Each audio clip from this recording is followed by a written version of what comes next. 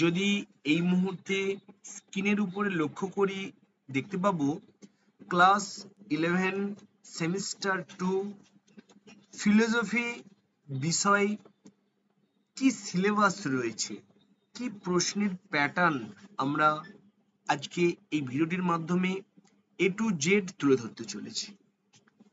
তাহলে course code theory portion, যেখানে unit 1 এ রয়েছে ইন্ট্রোডাকশন লজিক অর্থাৎ যুক্তিবিজ্ঞানের প্রকৃতি রয়েছে, যেখানে অবরোহ আরোহ অনুমান রয়েছে 2 নম্বরের। পদ, বাক্য, বচন, পদের ব্যাপ্যতা, সত্যতা ও বৈধতা এখান থেকে থাকবে 4 নম্বর। বাক্য থেকে বচনে রূপান্তর এখান থেকে থাকবে 4 নম্বর। বচনের বিরোধিতা এখান থেকে থাকবে 3 নম্বর।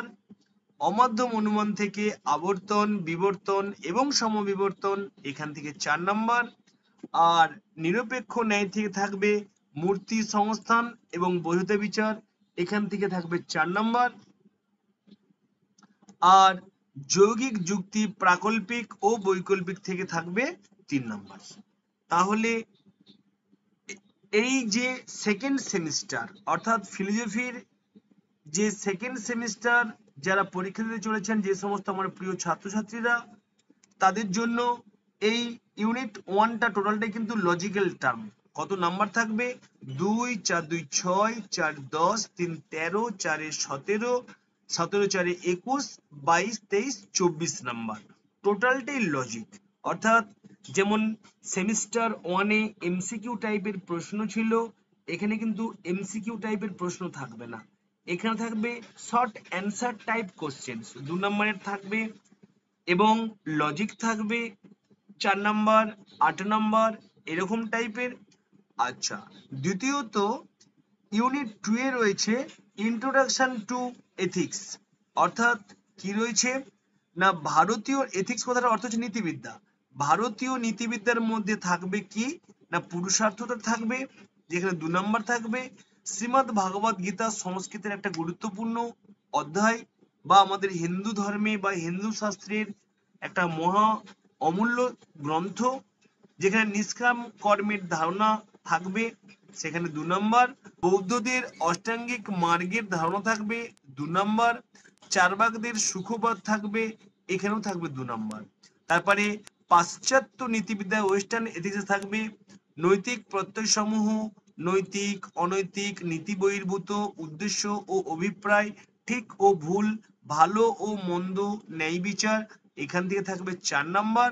আর থাকবে নৈতিক তত্ত্ব সমূহ, এখান থেকে থাকবে 4 নম্বর। তাহলে টোটাল 4 4 8 9 10 2 12 13 14 15 16 নম্বর। তাহলে ইউনিট 2 থেকে থাকবে 16 নম্বর আর ইউনিট 1 থেকে থাকবে 24 নম্বর, টোটাল 40 নম্বর।